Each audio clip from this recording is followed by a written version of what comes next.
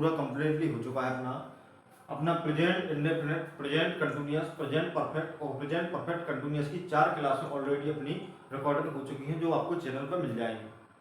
और यहाँ पर हर क्लास को यदि आप अच्छे तरीके से देखते हो तो वाक्य बनाने में आपको किसी प्रकार की कोई समस्या नहीं होने वाली है। तो आज अपना जो 5वीं क्लास होने जा रही है वो किसमें, पास्ट इंडेफिनिट टेंस की क्लास आज बनाएंगे अपन। और यहाँ पर देखेंगे पास्ट इंडेफिनिट टेंस को कितने साधारण तरीके से अपन वाक्य बना सकते हैं।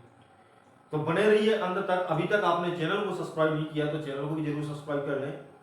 और देखेंगे अपन एक सरल से सरल तरीका इसमें से निकालेंगे और जानेंगे कि वाक्य को कैसे बनाया जाता है। और जो सबसे डिफिकल्ट वाक्य सेंटेंस है, यदि अपने जो 12 सेंटेंस होते हैं तो 12 सेंटेंसों में यदि पूछा जाए तो सबसे कठिन सेंटेंस किसका बनता है, तो पास्ट इंडेफिनिट टेंस का बनता है। क्योंकि इसको पहचानने में गलती होती है, ज्यादातर पहचानने में गलती होती है। और दूसरे नंबर एक यही सेंटेंस है जिसमें वर्ब की सेकंड फॉर्म का प्रयोग होता है, बाकी किसी में सेकंड का प्रयोग नहीं होता है।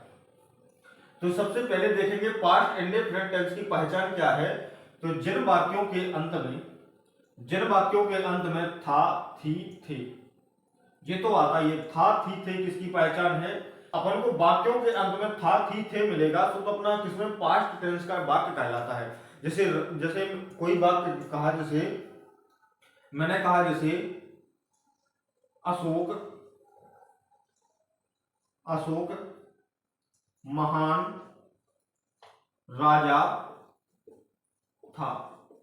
अशोक महान राजा था।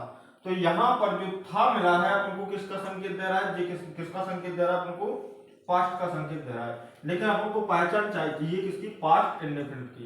तो यहां पर वाक्यों के अंत में क्या मिलेगा, क्रिया के अंत में ता भी मिलेगा। कि जिस वाक्य के अंत में देखना है ता था, ती थी, ते थे। एक तो ये होता है। दूसरे नंबर कभी कभी अपन को क्या मिलेगा, या, ई, ए। वाक्यों के अंत में था, थी, थे, ता था, ती थी, ते थे, या, ई, ए। या फिर क्रिया के अंत में ये देखना है, जैसे गया, आई, गया था। जैसे राम सुबह गया, सीधा डायरेक्टली वाक्य लिख दिया राम।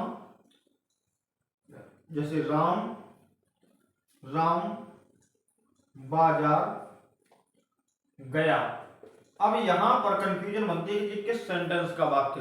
तो यहां पर जब इस प्रकार से वाक्य पूछा जाएगा कि राम बाजार गया, तो जब यहां पर गया, आई, आया, इस प्रकार से वाक्य आएंगे तो समझना किसका है, पास्ट इंडेफिनिट टेंस का वाक्य है।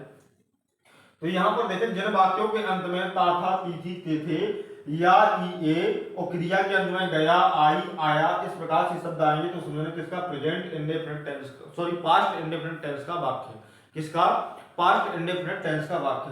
तो जी तो हो गया अपने वाक्य की पहचान। क्या होगी है, जैसे वाक्य की अपन पहचान कर लेंगे इस प्रकार से कि जो वाक्य की अपनी। उसके बाद जी तो हो गया कौन सा, अपना साधारण वाक्य। जैसे अपना दूसरे नंबर है कौन सा, नेगेटिव सेंटेंस। कौन सा,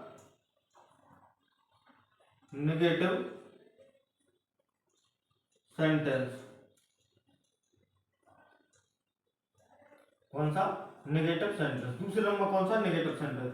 अब नेगेटिव सेंटेंस में से यहां पर सहायक क्रिया का प्रयोग करना है। जैसे सब्जेक्ट, फॉर्मूला है subject plus did plus not plus verb की first form plus object plus other word.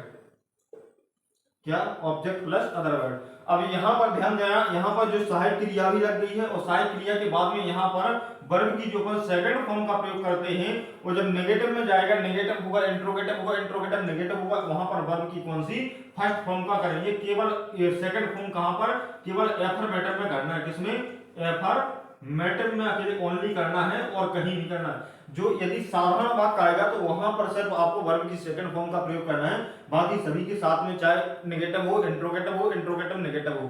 तो इन तीनों सेंटेंसों में किसकी वर्ब की फर्स्ट फॉर्म का प्रयोग करना है और एफर्मेटिव सेंटेंस में किसकी वर्ब की सेकंड फॉर्म का प्रयोग करना है, जब किसका, पास्ट इंडेफिनिट टेंस का वाक्य होगा। तो यहां पर जैसे वाक्य एग्जांपल है, जैसे राम बाजार नहीं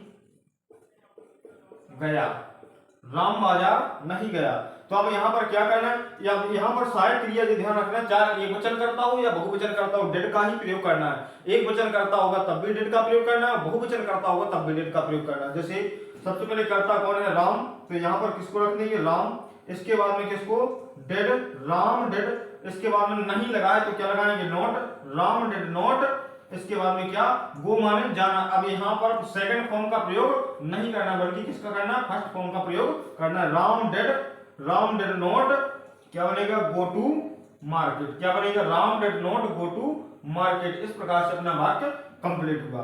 अब यदि इसी को इंट्रोगेटिव सेंटेंस में चेंज करेंगे तो इंट्रोगेटिव में क्या करना है, सब तीसरे नंबर का जो वाक्य है, तीसरे नंबर का जो वाक्य है, जैसे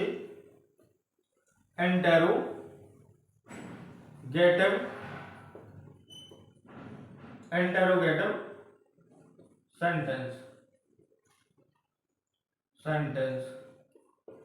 इंटेरोगेटिव सेंटेंस में क्या करना है, जो अपनी जो सहायक क्रिया रहेगी, जो नॉट हटा देंगे, जो सहायक क्रिया रहेगी उसको सिर्फ आगे रख देंगे। क्या करेंगे, did plus subject, did plus subject plus verb की first form plus object plus other word, बाद में क्या जोड़ देंगे, यहाँ पर क्वेश्चन मार्क।